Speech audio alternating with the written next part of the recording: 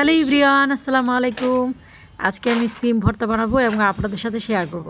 এই যে দেখেন, সিম ভর্তার ডালা আমার সাজানো হয়ে গেছে। এখন শুধু বেছে বেছে ধুয়ে নিব। আপনারা হয়তো অনেকেই বলতে পারবেন যে সিম ভর্তা এটা আবার দেখানোর কিছু আছে নাকি? সিম ভর্তা তো সবাই বানাতে পারে। ঠিক আছে, সবাই কিন্তু বানাতে পারে, তবে সবার সিম ভর্তা কিন্তু একরকম হয় না, কারণ এক এক অঞ্চলের সিম ভর্তার স্বাদ কিন্তু এক এক রকম হয়ে থাকে। তাই আমি আমার অঞ্চলের সিম ভর্তার স্বাদ নিয়ে আপনাদের সামনে হাজির হয়ে গেছি। আশা করছি আমার সিম ভর্তাটা আপনাদের কাছে ভীষণ ভালো লাগবে। এখানে আমি যতগুলো সিম নিয়েছি ততগুলোই কিন্তু কাঁচামরিচ নিয়েছি, কারণ এই কাঁচামরিচগুলো হচ্ছে হাইব্রিডের, যার কারণে ঝাল একেবারেই কম।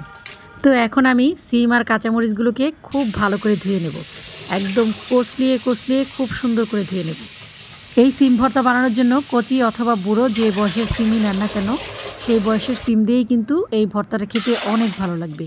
তবে তার আগে আপনাদের সাথে একটা কথা না বললেই নয়, এই সিমগুলোকে কিন্তু খুব বেশি সিদ্ধ করা যাবে না, একদম আধা সিদ্ধ করে তারপর সিম ভর্তা বানাতে হবে। এখন সামান্য একটু লবণ দিয়ে দিলাম সিদ্ধ হওয়ার জন্য। সিমগুলো কিন্তু সবুজ থাকতে থাকতে নামিয়ে ফেলতে হবে।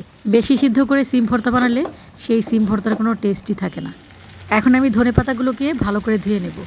সিম ভর্তায় যদি ধনেপাতা না দেওয়া হয় তাহলে সিম ভর্তায় কিন্তু শীতের কোনো ঘ্রাণই আসে না। আর আমি কিন্তু সব সময় সিম ভর্তা কাঁচামরিচ দিয়ে বানাই, কারণ সিম ভর্তা শুকনো মরিচ দিয়ে বানালে আমার কাছে একেবারেই ভালো লাগে না। সেই জন্য আমি কাঁচামরিচ দিয়ে সবসময় সিম ভর্তা বানাই, আর সাথে এরকম ধনেপাতা দিয়ে দিই। এখন বুঝেন ঘ্রাণটা কেমন আসতে পারে। সিমগুলো আমার সিদ্ধ করা হয়ে গেছে। এই যে দেখেন, পানিটা একেবারে শুকিয়ে কাঠ হয়ে গেছে। এখন এই সিমগুলোকে গরম অবস্থায় কিন্তু আমি হামানদিস্তা দিয়ে ভর্তাটা বানিয়ে নেব। একদম গরম গরম থাকতে থাকতেই যদি ভর্তাটা বানানো যায় তাহলে কিন্তু অনেক ভালো হয়।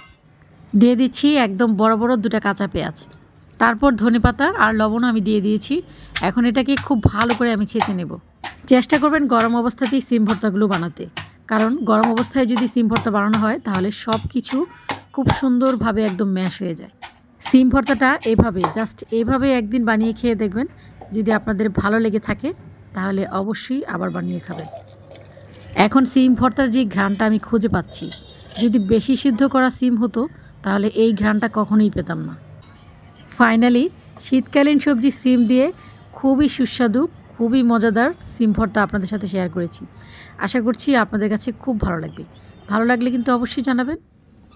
উফ, গরম গরম ভাত আর এরকম সিম ভর্তা যদি সকালবেলা এই ভর্তাটা বানান তাহলে সকালটা একেবারে জমে যাবে। আপনাদেরকে রেখে খাচ্ছি, কিছু মনে করবেন না যেন। আপনারা কিন্তু এভাবে অবশ্যই বাসায় বানিয়ে খাবেন, দেখবেন ভীষণ ভালো লাগবে। গরম গরম ভাতের সাথে এরকম ভর্তা হলে আমার মনে হয় না যে আর কিছুর দরকার আছে। ভিডিওটি ভালো লাগলে শেয়ার করে দিবেন প্লিজ। আজ এই পর্যন্তই, ফিরে আসবো নতুন আরেকটি ব্লগ নিয়ে। সেই পর্যন্ত সবাই ভালো থাকবেন। আল্লাহ হাফিজ, আসসালামু আলাইকুম।